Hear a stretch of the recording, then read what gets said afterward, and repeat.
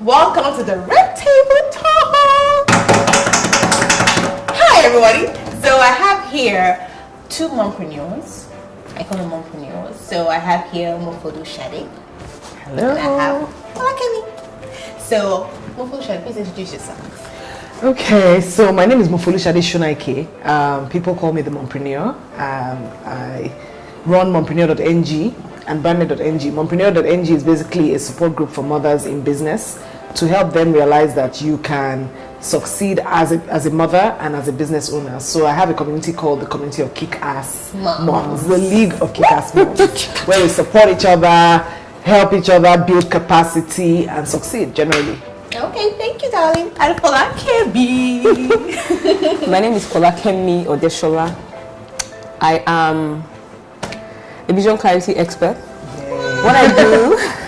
What I do is that I help people clarify what their vision for life is, and then I also help them build capacity to actualize those dreams that they've always wanted to achieve. The big ones, the dreams that matter, so I help people actualize them. And I'm an architect by profession. Wow. But I consider that my profession, and I consider this other vision clarity thing as my life work. So, yeah. All right, so I'm going to tell you how I met these two amazing ladies. So in 2017, I was in the process of starting my own business, and I did not know how to go about it. But I knew I had a vision for this thing. So one of my friends, Queen Anne, introduced me to, said there was going to be one vision board hangout where women are. And when it comes to me and women groups, I'm not really a big fan. But she's like, come. I said, okay, whatever. And that's how I got to meet Folakemi. She was celebrating her birthday, and she was having like a hangout for women who want to have build their vision. And I was there for like 2-3 hours, and my mind was blown away. I was like, wow, so I have this vision, so I can actually create a board, pictures of this thing. So she told us how we should go about it. By the second week, I built my vision board. Wow. I mean, I created the vision I want for myself. And with Folakemi's help, I was able to actualize some of these visions. And for real, what I put there on the board was coming to life. I finally left my job. I was able to start my business. I was able to build the life that I wanted for myself because of that vision board. So that's how I met her. And that's how she's been like a sister to me since then. Then Auntie over here. I went for social media week. Yes, that was my first one in 2017 too. And she had a program called Kick-Ass Moms. Yes. What was the something for Kick-Ass Moms? And social media for Kick-Ass Moms or something. And I liked the theme. I was like, okay, I wasn't planning to go for your own session. Was that day? I was like, let me just come. And I entered inside her home. Immediately she saw me. Apparently I was the first person to come. So she was like, and somebody came. And I sat down there and I saw 3 amazing women who are mompreneurs, who are into career business, telling me how they were. There was one that hit me. She said she ties wrapper, carries her baby, and she's making millions on her phone. I was like, if a woman can be doing that, I can do that now. I can be tying wrapper in my house and be making millions. So I was like, okay, that program inspired me. So that's how I met these two beautiful women. So to celebrate women, because I know this is the month of celebrating women, I decided I was going to talk to 2 moms who are actually doing something like their businesses and how they're doing it with kids, husbands, family. So the first question, Folakemi, why did you start your business? I mean, what inspired you? Okay, so my business started as I think it's like a, should I say a spillover or like a spin-off of like my life, like the way my life was. Like when I was about 14, 15, I wrote my dreams out, and Dream writer. yeah, I wrote my dreams out, and I said, oh, this and this and this and this, these are the things I want to do. And right now, all the things that I do are things that I, they are things that I wrote, way back in school that I wanted to do. So my business, secondary school, uni, like first, second year of uni. So I had these things in my head like in secondary school, but I didn't know how to, and then I started journaling right after secondary school. So when I got to uni, I thought, oh, why don't I write this thing down? So I wrote those things down, and over the years, I started seeing myself accomplishing some of those things. So I just realized that it started meaning more to me when I built my vision board. Okay. So when did you build? I built my first vision board in 2016. Okay. 2016. Where did you get the inspiration to do that? Okay, so what happened was the dreams list wasn't working as fast as I wanted it to work anymore. Because I would just look on paper and I visualize this thing, and then there was like no way to just tie what I was seeing on paper. So I needed something, and I don't know if it's what I studied. I don't know if it's architecture, but I visualize, really well. Yes, really well. So and I'm always it's always like, okay, you know what, you have to be able to see this. I do that for work. You have to be able to see this. So I decided to do that in my own life and say, okay, you know what, let me see these pictures, as in what are these pictures like, and let me cut these things out and paste them, on the board. So that's how I built my. I already knew I'd seen a vision board before. In fact, when I was about maybe 2-3 years after I wrote my dreams list, I'd seen a vision board. I watched the video, The Secret. Oh, okay. I'd watched that video, but even though I thought it was a good idea, I never felt like I needed to make one. Yes, because I felt like, we're all in the same, we're all moving towards. I felt like I was like them, as in there was no need to. But when I thought about the fact that I couldn't connect the things that I had on paper to my reality, I decided to just pour everything down. And then again, I'm multi-passionate. There's a lot of chaos inside that head.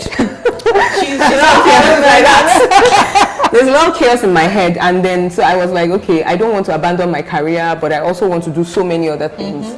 I resigned from my job because of that same thing. I was like, you know what, I need to, apart from just sitting down here designing buildings, there's some other things I need to do. And I couldn't think in that space because it was like there was something that people expected from me, but I knew what I expected from myself. There were other things I expected from myself. So I decided to, just pour everything out and compartmentalize it. That's like, okay, here, this is what I'm thinking, this aspect of life, in this aspect of life, this is what I'm thinking about. And so it was more like, like seeing everything, like right there, made it easier for me. You. Yeah, and that's how I built that board. I didn't even know how well it was going to work, but I just tried in 2016. By 2017 January, I felt like, no, I have to tell people about this. Wow. And that's how I started doing vision board. and then from telling people about, people started asking more questions. Yeah. More questions. So I'd be like, but do it now. You can just and they'd be like, no, I can't. Wow. So that's how I got into the business of, helping people clarify. It was questions people were asking me for. So it was more like they pulled those services out of me. Yes, they pulled that business out, So that's how I. So how can you be able to balance it with your architecture business and your interior design? Okay. Into that? Yeah. So when I started, a lot of my classmates, I'm still very close to my classmates, and very very tight family. People would ask me, and then other friends, how does this thing you're doing, like how does it relate connection with what you read in school? And it took me a while to be able to articulate it. I kind of knew inside of me, but it took me a while to be able to explain and articulate how it was the same. I felt like it was the same. I felt like it was the same. And even all the other things I do, I feel like it's that me, as in there's just one core person and it's just like different branches. Yeah, so that's how I've always felt. But articulating that was always hard until I started to do the work, and I didn't tell myself, no, don't put your hand into this or don't put your hand into that. I just kept on doing everything. And then I realized that it's not different from my job. So architecture is about visualizing, as in seeing that end product, and then now drawing out your plans and everything, as until you get to where you're going. And it's the same thing with the vision as well, vision board. When you put everything out there on the board and all that, you now start pulling your goals. Now you know that if you want to, there's some certain things you want to do. Like for example, let me use this. This is the scariest one. By the way. This is my vision board. This is the scariest one. So I put a picture of Moabudu here where she was sitting. I just like the fact that Moabudu was able to transition. She was doing quite well in her HR. Yeah, she was doing really well. And then I'm sure it was just that dream, that thing of, I need to. She started with her talk show, and then she decided that she wanted to, I need to own this station. I read somewhere, or maybe heard her talk about why she decided to have like her own TV station. Like, you have to have like, they have to give you like a slot, you have to manage whatever it is they give you, you have production, everything was just a problem, and sometimes things won't go really well, and she just started feeling like how we're talking about, we have to have, everybody's like, you have to have a studio. Yeah, so that's how I started for her, and then now she has ALTV. you know, and everything. So I just put her picture up there and all that. And then some months later, a friend of mine was talking about, so I built this particular one in January 2018. And then by August or September 2018, I found myself going to, there's this National Broadcast Academy. It's not so far away from here, from where I live. But I don't know why, I just never thought that they would accept anybody that wasn't original, like they didn't read mass comm, they didn't know English or anything. I thought that, oh, it's for people who were in that line. And then I went there and realized that it's like a professional course, like anybody can come and take it. So I signed up for a course and I've been doing that since January. Wow. So I'm doing a course, you know, in media, as in doing, you know, a course in broadcasting. And this is like part of the inspiration. And so when in fact, I signed up for that course, I had started, and somewhere in the middle, I just started telling myself, you're not in the wrong place, as in, you're not, you know, sometimes you still need to confess. Then I came to the vision board and looked and said, oh, you're not in the wrong place. You know, there's always a reason, and then your life just keeps on following that, because you would always go in the direction of your most, you know, dominant thoughts, whatever you think about, especially when you have visualized it.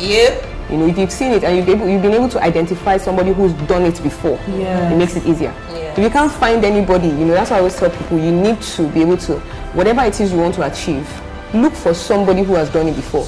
Or it makes or doing something close to it. It makes it easy for you to say, oh, this human being has done it. I can do it. I can do it. It's not something that is reserved for spirits. You know, as human beings do it. You know, so that's how everything. That's how I started.